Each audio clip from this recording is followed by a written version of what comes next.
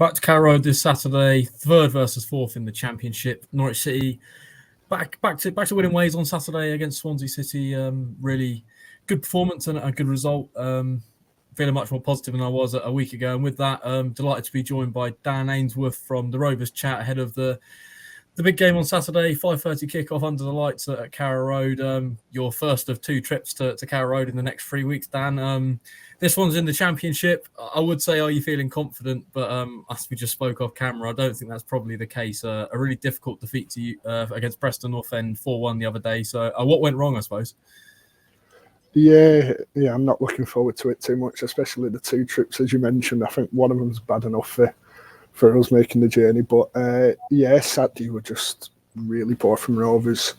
Didn't show up, to be honest, after a bad defeat against, our biggest rivals, Burnley, before the international break. We kind of hoped that we'd use this 4-week break as time to reset, kind of put that game out of mind, just get going again, really, and kind of treat it as a new start, almost.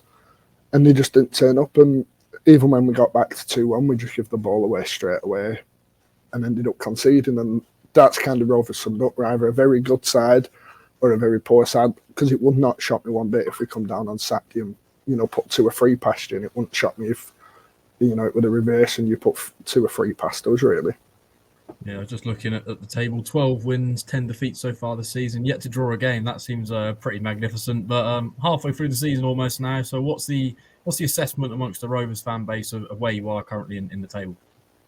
Yeah, it's pretty positive, third in the table. I don't think anyone predicted us to be there. You look at the top 6 this season, people thought Middlesbrough, West Brom, and then mainly everyone else is up there, didn't they? And we were never in the talk. So it's positive in that way. I think maybe our biggest downfall and our biggest worry this year as fans is that we've not drawn a game. We've not shown we can come from behind. Yes, we're good when we go ahead. We've been ahead in all 12 of them wins, and we've not, conceded an equaliser or anything. The moment we've gone 1 up, we've won it. That's a positive. But then when we've gone 10 games where we've not even looked like getting back into them, it's kind of, well, if we score first, we win the game. If we concede first, it's done and we might as well go home. And that'll probably be the same on Saturday, to be honest, that if we go 1 down, I can see it ending 2 or 3. So it's a tough one because we're third in the league we're third in the league. No one expected it. But given the fact that we've lost 10 games and we've not looked like coming back in any of them, there's still a worry there, which is kind of unusual, isn't it, for a third place side? I think everyone else in this league would be, buzzing, to be fair. But we're kind of in a balance. We're happy, but there's a worry about them defeats. Yeah, you spoke about being happy there. What were the expectations at the start of the season? Were sort of playoffs a realistic target, and maybe sort of with the latter half of the season upon us pretty soon? Where do you expect Rovers to be at the end of the season? Yeah, so you mentioned the expectations, and this is a tough one because we had the term, which I think everyone got bored of a transition season of, going to a new manager after 5.5 years under Mowbray. Everyone kind of expected 15th, but then you look at this league, don't you, and you can be 15th, win 3 in a row, and then you're in the playoffs. So there was always that maybe outside hope of, can we be one of them sides that just wins 5 in a row towards the end of the season and gets up there? So mid-table was probably the expectation. And I think that's kind of what we're expecting as the season goes on. We probably expect to go further down the league, kind of slip away a bit. Maybe not as much as we have done in previous years. Last year we were first and we went down to 11th, and then we come back up to 8th towards the end. But we're probably I'm expecting at least an 8th or a 9th position, which would be a good finish. But when you've been second in the table for the last 3 seasons going into Christmas, you kind of want more, don't you? You kind of want the playoffs, but you've got to remember that, we've had a managerial change this summer. You just spoke about the change of manager there. You've obviously had Tony Mowbray for many years. Everyone knows he's an experienced operator in the Championship. You appoint John Dahl-Thomason, a relatively unknown manager, especially in sort of England. So what were the expectations when he arrived, and maybe what's the playing style he's brought to Blackburn? Has it been drastically different to what you sort of experienced under Tony Mowbray? Yeah, it was welcomed, really, his appointment. I think you look at clubs in this league, they appoint a new manager and they kind of go for the same old, don't they? They go for your Pulises. Carver Howe were linked with us. Farker were linked with us, actually, for a bit, and I think we all wanted him, and he kind of said no and went off to the Bundesliga.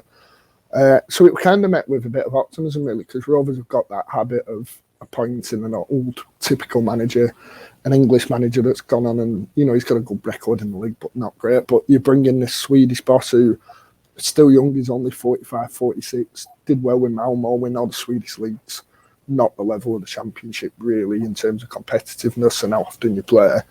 But it was optimism, and it kind of felt like the right time to change with it. 5.5 years, a long time in football. Ideas kind of get stale, and we all love Mowbray. We do, we respect everything he did, but it felt the right time, and he settled in well. It's just he can't get out of this habit of winning a few games and then losing a few. If he can get on that bit where we're looking like we're going to absolutely fly and win 5 or 6 in a row, that's when he'll crack it. I think he just needs time to get through, and even if this season's the season that turns out to be the dreaded word, transition season, I think we'll still be happy with it. Yeah, you've obviously brought in a few new players, but I think the standout that I sort of notice is Brereton Diaz, 9 goals already so far this season. Is he the standout performer in this side, or has there maybe been someone that's maybe gone under the radar that we should be watching out for on Saturday? Yeah, I think Diaz is always going to get the plaudits. The Chile story more than anything's kind of boosted his profile up a lot more, probably put a bit more money on his price tag as well.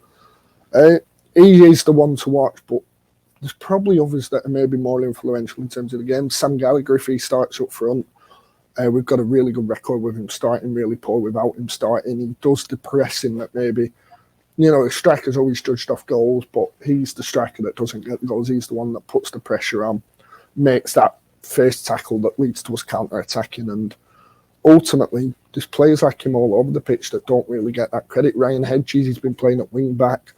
We've not a clue why, because he's miles better when he's in a front three. And I imagine he'll go further forward, even though our right back's out. I imagine we'll do something to get him further up because he influences the play a lot more. There's everyone really. Dom Hyam at centre back's been incredible. For me, he's one of the signings of the season in the Championship. I think he's had one bad game all season since he joined us. Just a dominant defender, old-fashioned defender. He don't parlay it out the back like Rovers have tried in the past. He just lumps it up, gets rid of danger, especially against teams like Norwich, who, we're probably expecting to be under the cosh a lot of the game. And these are the games that suit him more, when the team's actually trying to press against him, because if he's left to pass the ball out of defence, it's where our issues come, to be honest. I think Tatty will actually suit us a bit, that you're going to come and press us rather than us having to do the pressing. Yeah, you talk about the pressing there. We've got a certain central defender that's well renowned probably in the area of Blackburn, Grant Hanley. Just wanted to talk about his time at Blackburn and what sort of the Rovers fans made of him, and what you maybe think of him still now. He's sort of on the books at Norwich. Oh, we loved him at Rovers. An academy lad coming through. Our current team's full of academy lads, and we'll always back them.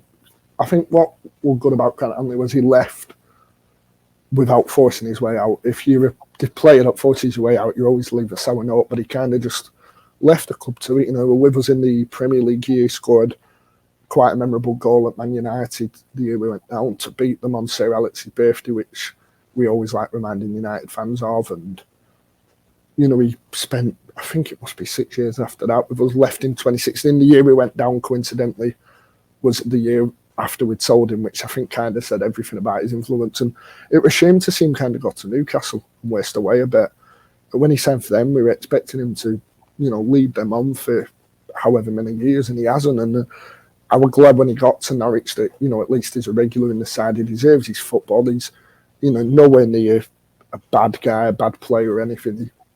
That Newcastle move were kind of just the wrong time for him, but I get why he made it. So he's loved up here. I think he'll get a good reception. I know he did the year you went up when you played us on the last game and you beat us. I know we got a good reception then. I imagine he'll get the same on Saturday. Yeah, he's been one of the standout performers so far this season. And on that, I suppose, wanted to get your thoughts on Norwich's chances of promotion this season. I mean, Blackburn have been in the Championship now for a few seasons. You probably assessed what's a good side. So what does it take to get out of the Championship, and where do you sort of rank Norwich in sort of promotion credentials so far this season? Yeah, I've not seen too much of Norwich, to be fair, but I think, without being cliche, and I'm sure Norwich fans are bored of it, you see them as that yo-yo team, don't you, that's up and down. And I think this year's going to be a tougher one for them, with Sheffield United look a really good side. I hate to say it, but Burnley look like they're going to run away with the league, and I think it's going to come down to a playoff, but I'm back in the playoffs. I was speaking about this actually on another show a few days ago, and So I think Norwich have been the playoff winners. I know it's always a lottery and anyone can go and win it and someone might come and surprise us, but I just think Norwich have that extra bit of something to go and do it. They've got talent. They clearly have talent. You know, Pookie, Sargent, everyone's really talented squad, and I just think that might just push you over the line. Nunes in midfield as well. I look at Norwich and I think I'm just glad we only got to play them twice. A bit like Sheffield United, a bit like Burnley, really. Yeah, you get one of the games out of the way on Saturday. So just turning the attention to Saturday, I looked at the record. I think Norwich are unbeaten in the last 8 games against Blackburn. I think Blackburn's last victory was 2012. So it's been quite a while. You've lost 3 of your last 5. So what are your thoughts on the game? Are you feeling confident? I suppose maybe what Norwich players are you fearing on Saturday? No, I'm not feeling confident at all, to be honest. I've done Norwich a few times and we always seem to be poor down there. I think Saturday's going to be one of them games. Like I said, that you kind of press us, Norwich press us. We'll try and hit on the counter, which does really suit us, to be honest. You know, as much as we'd rather have a lot of the ball and be able to play with it, we're not that side. We're a counter-attacking side that JDT's kind of brought us into it. We've been like that for a few years, to be honest. We're better when a team attacks us. I'm expecting a tough game. Timu Puki's one that always worries me. He's kind of that striker we always play against, and he's just always there to put the ball in. Josh Sargent's adapted really well, which may be a bit more than I expected. I wasn't expecting him to maybe adapt to football as much. Nunes, just everyone. You know, I think that's the worry when you look at these teams above. This was my issue with Rovers getting in the playoffs. That you look at Burnley, they've got talent all over. Sheffield United, talent all over. Norwich, talent all over. And then you look at us and we're kind of like, Brereton Diaz, go and do something. And if he can't, you know, it's kind of a worry for us. So I'm expecting a tough game. Whether we get anything will be another story, but I'm not optimistic. It'll be really horrible and put you on the spot and ask for a score prediction for Saturday. Now, normally I won't back us to lose, but given these last 2 games, I've got to go for a 2-0 Norwich. I just think that when you've lost 2 games against your local rivals, there's not really many worse games you can have as a Rovers fan. We dread Norwich away. You speak to any Rovers fan, when that cup draw was done, we all just sat there and sighed, and we'd much rather have had a League 2 side at home. So I'll go 2-0 Norwich. I'd love to predict us to win. I might do it on our own preview, but I'll go for 2-0 Norwich. Yeah, I think we were all relieved it was not the other way around and we had a trip to Ewood Park in the FA Cup. So, I sympathise with you. With that, just want to plug your channel before we end off the show, Dan, and sort of where Blackburn fans and Norwich fans can find your content. Yeah, so we're Rovers Chat. We cover everything Blackburn Rovers. You know, your typical stuff, previews, interviews with former players, post-match stuff, live shows, everything else. You can find us at Rovers Chat on YouTube, Rovers Chat _ on Twitter. They're the 2 main things. If you just want a bit of championship chat, you know, there'll be plenty there, plenty of coverage as well from the Norwich game. Great stuff. Really appreciate your time, Dan. That will round off this week's Terrace Talk. Luton is the next one for Norwich after this, so there'll be a Terrace Talk hopefully just before we break up for Christmas. This is obviously the last game, so hopefully Norwich can give us some festive cheer and 3 points at Carrow Road on Saturday. Thanks for joining us.